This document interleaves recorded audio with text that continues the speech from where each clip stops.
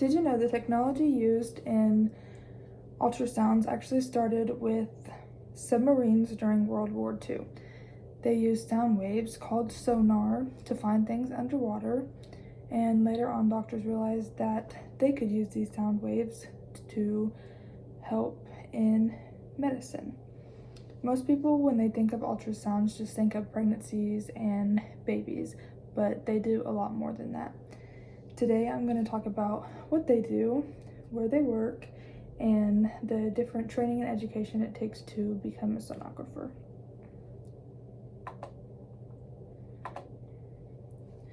According to the Mayo Clinic, ultrasounds can be used to check lots of body parts, such as blood flowing through arteries or even your muscles. Sonographers are the ones who run the machines that take the pictures for the doctors to help them find health problems and even solutions to these health problems. They need to be really good with these machines, but they also need to be really good with people. People get anxious and nervous doing things like this, trying to discover what's wrong with them. This is an example of a ultrasound image. It's them looking in an artery and finding a blood clot. Sonographers mostly work in hospitals, but they can also work in doctors' offices or private clinics. A lot of sonographers or ultrasound technicians do a specialized field of sonography, such as looking at the heart, which is called echocardiography. Some do pregnancy ultrasounds. They just usually a lot of times specialize in certain fields and not the whole shebang. According to the U.S. Bureau of Labor Statistics, most sonographers work full-time. Depending on where they're hired at, they can also be required to work weekends or really late evening shifts.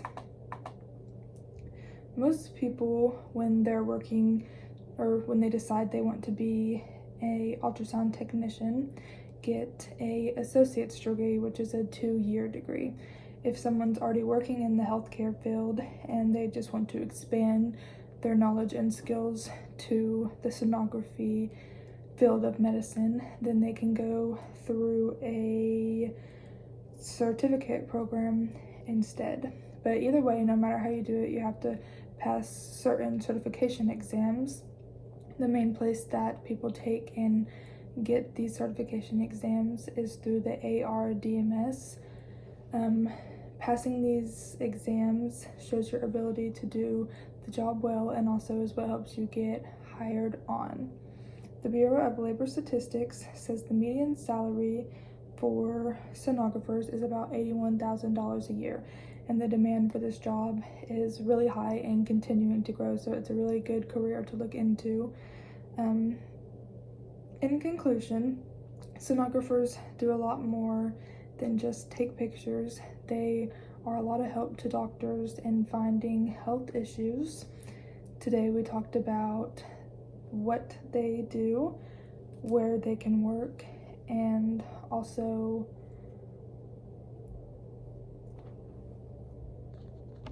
the knowledge and training you have to become a sonographer.